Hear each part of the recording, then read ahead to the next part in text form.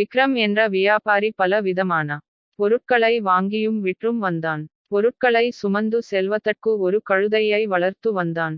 நகரத்திற்கு வியாபாரத்திற்காக செல்லும் வழியில் ஒரு ஆறு உள்ளது. தினமும் சந்தைக்கு செல்லும் போது அந்த ஆற்றை கடந்து தான் செல்ல வேண்டும். அந்த ஆற்றில் தான் கழுதையையும் குளிக்க வைப்பார். கோடை பருவத்தில் உப்பு அதிகமாக கிடைத்தது.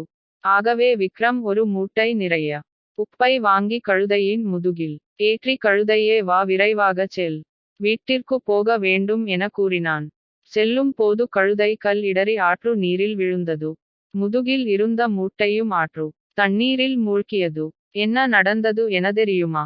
சாக்கு மூட்டையில் இருந்த உப்பு ஆற்று நீரில் கரைந்தது. கழுதை மீள எழுந்த போது முதுகிலுள்ள மூட்டையின் சுமை பாரம் கணிசமாக குறைந்துள்ளதை கழுதை உணர்ந்தது. மறுநாளும் விக்ரம் வியாபாரத்திற்காக உப்பு மூட்டையை வாங்கி கழுதை மேல் ஏற்றிச் சென்றான். வழக்கம் போல் ஆற்று நீரை கடக்கும் போது இன்றும் நான் நேற்றை போல ஆற்று நீரில் விழுந்தால் தனது முதுகில் உள்ள பாரம் குறையுமல்லவா என கழுதை நினைத்தது. ஆற்றிலும் விழுவது போல் நடித்து மூழ்கி எழுந்தது. பாரம் குறைந்ததால் உற்சாகத்துடன் சென்றது.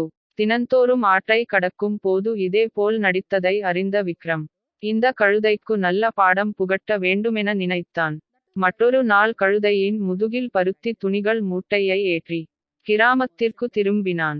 ஆற்றை நெருங்கிய போது கழுதை நினைத்தது, என்ன ஒரு இரக்கம், வியாபாரி இன்று குறைவான பாரத்தையே என் முதுகில் ஏற்றி உள்ளார்.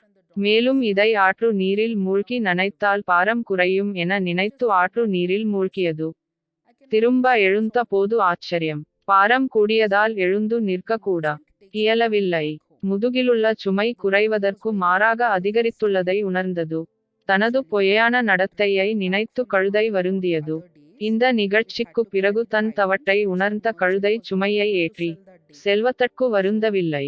உண்மையான உழைப்பே உயர்வு தரும்.